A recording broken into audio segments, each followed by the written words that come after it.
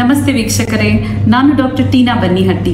ಇವತ್ತು ನಾವು ಗರ್ಭಿಣಿ ಸ್ತ್ರೀಯರು ಎಷ್ಟು ಚುಚ್ಚುಮದ್ದುಗಳು ಅಥವಾ ವ್ಯಾಕ್ಸಿನ್ಸ್ ನ ಹಾಕಿಸ್ಕೋಬೇಕು ಅನ್ನೋದ್ರ ಬಗ್ಗೆ ನೋಡೋಣ. 3 ವ್ಯಾಕ್ಸಿನ್ಸ್ ಇರುತ್ತೆ. ಒಂದಕ್ಕೆ ಟಿಟಿ ಅಥವಾ ಟೆಟನಸ್ ಟಾಕ್ಸೈಡ್ ಅಂತ ಕರಿತೀವಿ, ಎರಡನೇದು ಬಂದು ಡಿಪಿಟಿ ಅಥವಾ ಬೂಸ್ಟ್ರಿಕ್ಸ್ ಅಂತ ಕರಿತೀವಿ, ಮೂರನೇದು ಇನ್ಫ್ಲೂಯೆನ್ಸಾ ವ್ಯಾಕ್ಸಿನ್ ಅಂತ ಕರಿತೀವಿ. ಸೊ ಮೊದಲನೇದು ಟಿಟಿ ಇಂಜೆಕ್ಷನ್. ಸಾಮಾನ್ಯವಾಗಿ ಗರ್ಭಿಣಿಯರು 16 ವಾರಕ್ಕೆ ಫಸ್ಟ್ ಇಂಜೆಕ್ಷನ್ ಕೊಡಲಾಗುತ್ತೆ. ಅದನ್ನು ಕೊಟ್ಟು 28 ದಿನಗಳ ನಂತರ ಎರಡನೇ ಡೋಸ್ ನ ಕೊಡಬೇಕಾಗುತ್ತೆ. ಆದ್ರೆ ಈ ಎರಡನೇ ಡೋಸ್ ಆಫ್ ಟಿಟಿ ಕೊಡೋದ್ರ ಬದಲು ನಾವು ಡೈರೆಕ್ಟ್ ಆಗಿ ಬೂಸ್ಟ್ರಿಕ್ಸ್ ಅಥವಾ ಡಿಪಿಟಿ ವ್ಯಾಕ್ಸಿನ್ ಕೂಡ ಕೊಡಬಹುದು. ಸೊ ಬೂಸ್ಟ್ರಿಕ್ಸ್ ವ್ಯಾಕ್ಸಿನ್ ನ 27 ವಾರದಿಂದ 36 ವಾರಗಳವರೆಗೂ ಕೊಡಲಾಗುತ್ತೆ. ಸೊ ಬೂಸ್ಟ್ರಿಕ್ಸ್ಗೆ ನಾವು ಡಿಪಿಟಿ ಅಂತಾನೂ ಕರಿತೀವಿ. ಡಿಪಿಟಿ ಅಂತ ಅಂದ್ರೆ ಇದು ಡಿಫ್ತೀರಿಯಾ, ಪರ್ಟುಸಿಸ್, ಟೆಟನಸ್ ಈ 3 ಕಾಯಿಲೆಗಳಿಗೆ ಪ್ರೊಟೆಕ್ಷನ್ ನ ಒದಗಿಸಿಕೊಡುತ್ತೆ.